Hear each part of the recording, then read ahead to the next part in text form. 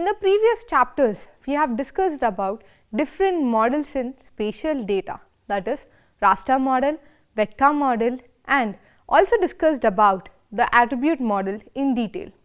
In this chapter, we will discuss about the other models in GIS techniques, classification of modeling, the modeling process, the role of GIS in modeling, integration of GIS in modeling, other modeling programs, that is binary model, index model, regression model, process models. Before beginning the chapter, 2 points need to be clarified. First, some of the models have been described as spatial explicit models, and the second, the emphasis is on the use of GIS in modeling rather than the model. Basic requirement in modeling is the modeler's interest and knowledge of the system to be modeled. This is why many models are discipline specific. For example, models of the environment usually consist of atmosphere, hydrologic, land surface or subsurface, biogeochemicals and ecological model. It would be impossible for an introductory GIS to discuss each of these environmental models, not to mention models from other disciplines. Basic elements of GIS modeling. Before building a GIS model, we must have the basic understanding of the type of model, the modeling process, the role of GIS in the modeling process. Classification of GIS models. GIS models are built to classify models using by GIS user. For example, models are classified by purpose, methodology and logic. But the boundary between the classification criteria is not always clear. Rather than proposing an exhaustive classification, some broad categories of model by purpose are discussed here as an introduction to the models to be discussed later. A model may be descriptive or prescriptive. A descriptive model describes the existing conditions of the spatial data, and a prescriptive model offers a prediction of what the condition could be or should be. If we use the maps as analogies, a vegetation map would represent a descriptive model and a potential natural vegetation map as existing vegetation, whereas the potential natural vegetation map predicts the vegetation that could occupy a site without disturbance or climate change. A model may be deterministic or stochastic. Both deterministic and stochastic models are mathematical model represented by equations with parameters and variables. The stochastic model considers the presence of some randomness in one or more of its parameters or variables, but in the deterministic model it does not. As a result of random processes, the prediction of the stochastic model can have measures of errors or uncertainties, typically expressed in probabilistic terms.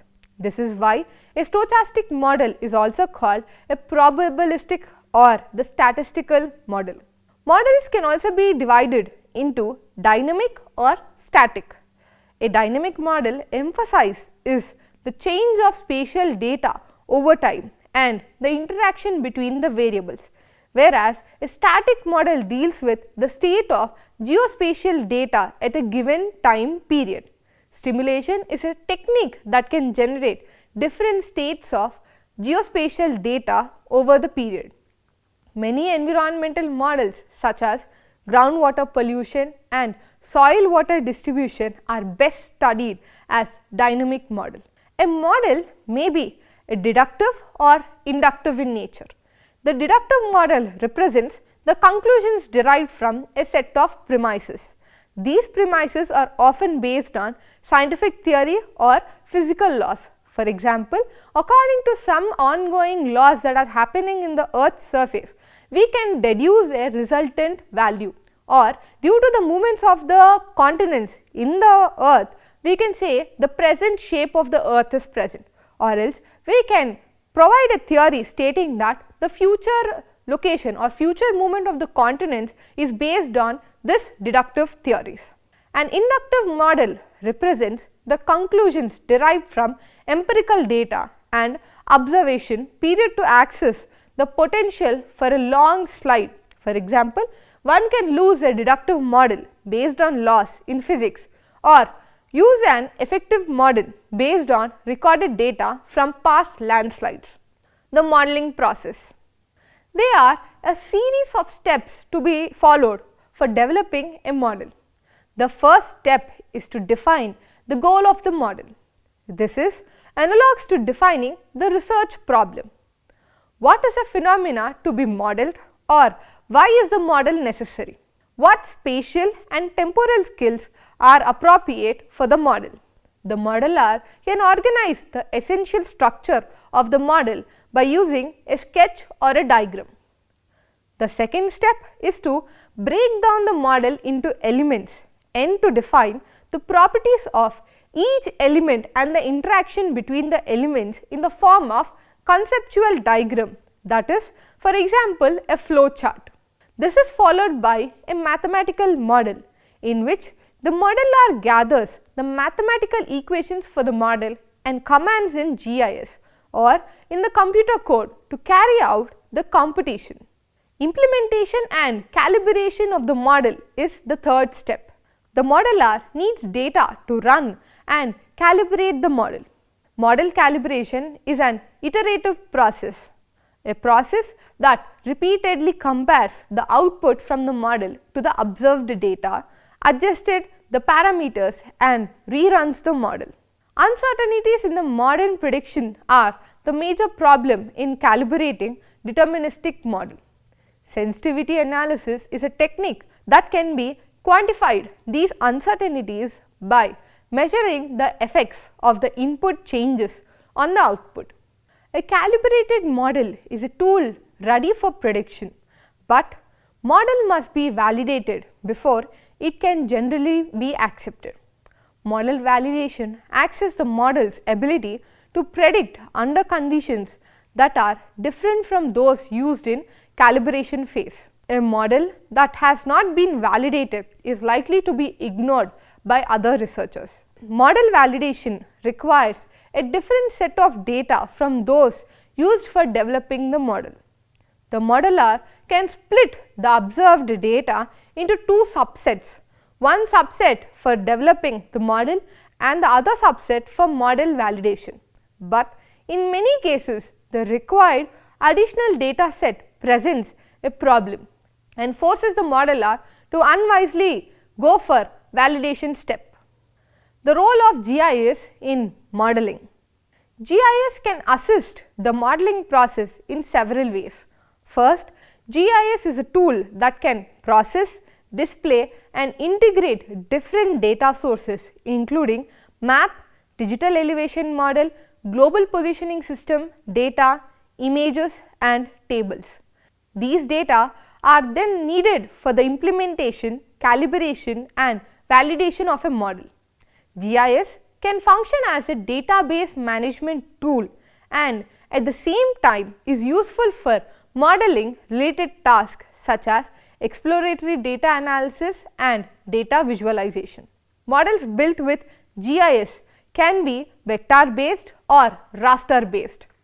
The choice depends on the nature of the model, data sources and the computing algorithm. The raster based model is preferred if the spatial phenomena to be modeled varies continuously over the space such as soil erosion and snow accumulation. Thereafter, based model is also preferred if satellite images and DEMS constitute a major portion of the input data or if the modeling involves intense and complex computation. But rest added based models are not recommended for studies of travel demand, for example, because travel demand model link requires the use of topography based abroad network. Better based models are generally recommended for spatial phenomena that involves well defined location and space. Third, the distinctive between raster based and vector based model does not preclude model layers from integrating both types of data in the modeling process. Algorithms for conversion between vector and after data are easily available in GIS packages. Neither the decision about which data format to use in analysis should be based on the efficiency and the expected result rather than the format of the original data. For instance, if your vector based model required a precipitation layer as the input, it would be easier to interpolate a precipitation raster from known points and then convert the raster to a precipitation layer. Fourth, the process of modeling meeting place in a GIS or required the linking of GIS to other computer programs. Many GIS packages including ArcGIS, GRASS, Idrisi, Ilvis, MFWorks and PC Raster have extensive analytical function for modeling. But a GIS package cannot accommodate statistical analysis as well as statistical analysis package can. In those cases, the modeler would want to linkages to statistical analysis package. Among the 4 types of GIS models to be discussed later, regression and process models usually require the coupling of edges with other programs. Binary and index models, on the other hand, can be built entirely on GIS. Integration of GIS and other modeling programs. There are 3 scenarios for linking GIS to other computer programs. Modelers encounter all 3 scenarios in the modeling process, depending on the task to be accomplished. A loose coupling involves transfer of data files between the GIS and other programs. For example, one can export data to run in a statistical analysis package from GIS and import the results from statistical analysis back to the GIS for data visualization or display. Under this scenario, the modeler must create and manipulate data files to be exported or imported unless the interface has already been established between the GIS and the target program. Tight coupling gives the GIS and the other programs a common user interface. For instance, the GIS can have a menu selection to run a soil erosion program and embedded system bundles to arise another program with shared memory and common interface. PT, the geostatistical analyst extension to ArcGIS, is an example of having grill statistical function embedded into a GIS environment. Binary models. A binary model uses logical expressions to select target areas from a composite feature layer or multiple raster. The output of a binary model is a binary format, that is, 1 is for true for areas that meet the selection criteria and 0 that is false for areas that do not. Sometimes binary model is considered as an extension for data query. The choice of selection criteria is probably the most important step in building a binary model. The step is usually accomplished by conducting a thorough literature survey, and if existing data for the phenomena to be modeled are available, they can be used as references.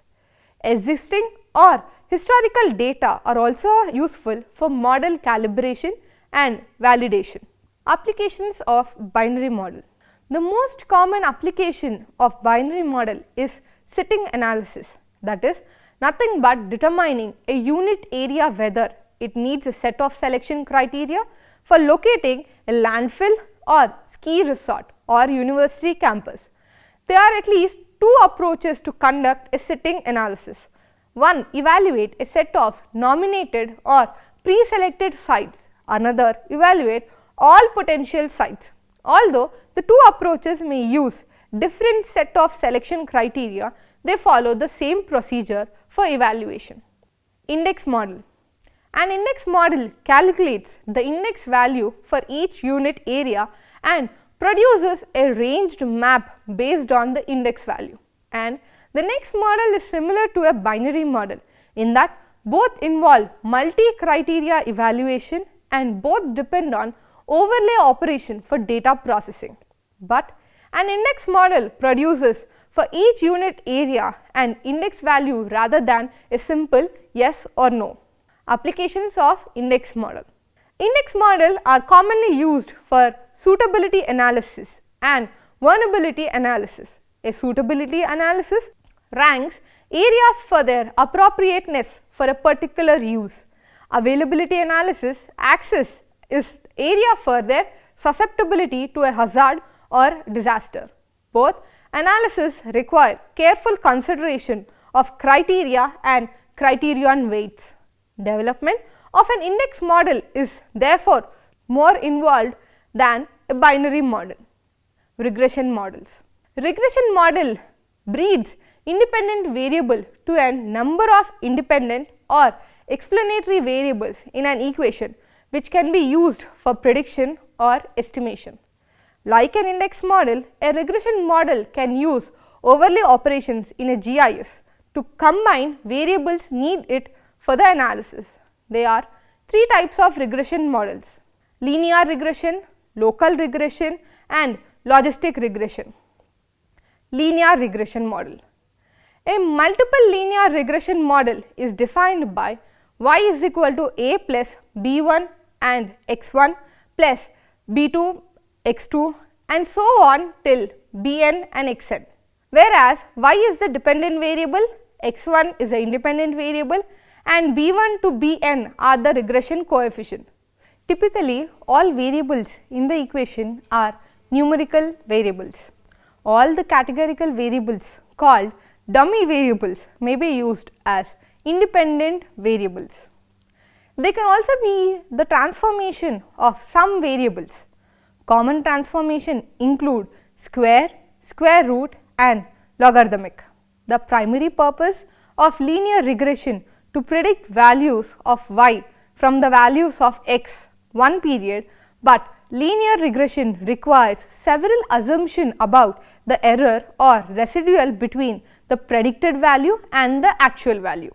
There have to be a normal distribution for each set of values of the independent variable. There was half the expected value of the 0.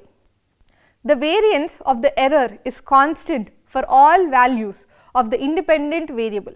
The errors are independent of one another. Local regression model. Local regression analysis, also called geographically weighted regression analysis, uses the information for each known point to derive a local method. The model parameters can therefore vary in space, providing basis to explorer relationships, spatial non-stationarity. That is, the relationship between variables vary over space as opposed by stationary, that is, the relationship between variables remain same over the space, which is assumed in the global regression model. Local regression has been applied to a wide variety of research topics like species richness, environmental degradation, housing attribute prices, regional accessibility and relation between tourism, recreation and rural poverty. Logistic regression models.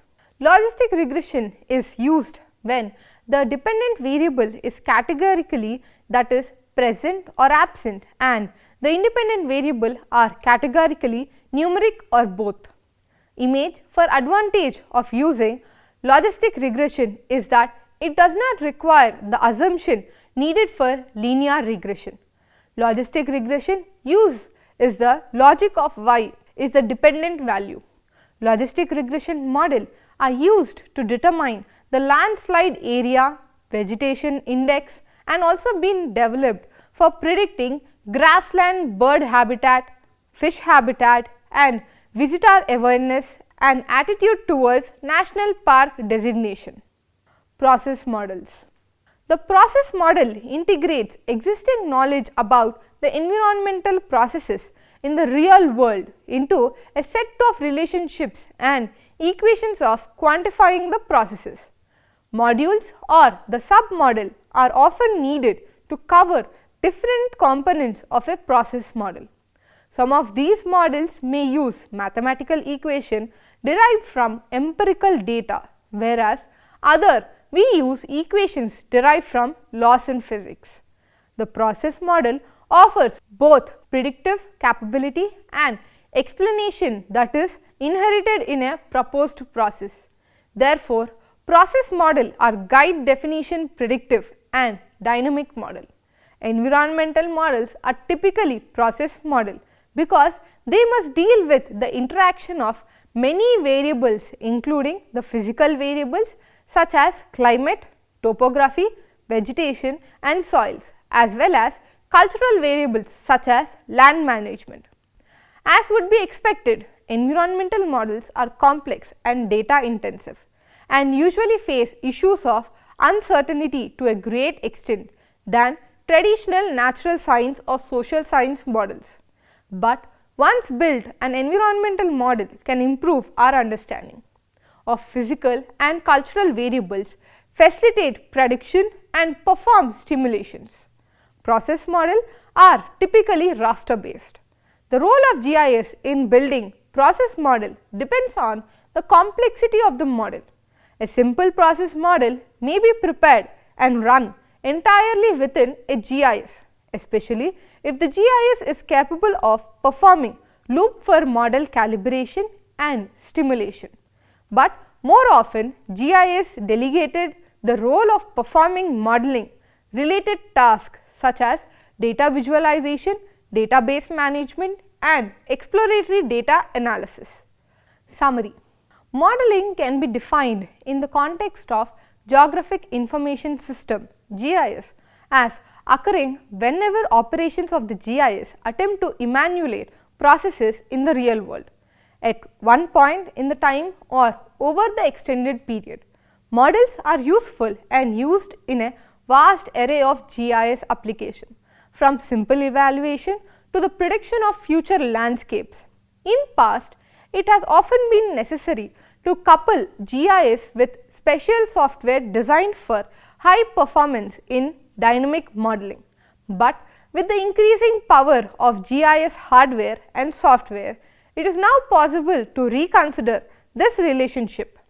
Modeling in GIS raises a number of important issues, including the question of validation, the role of scale and accuracy, and the design of infrastructure to facilitate sharing in models.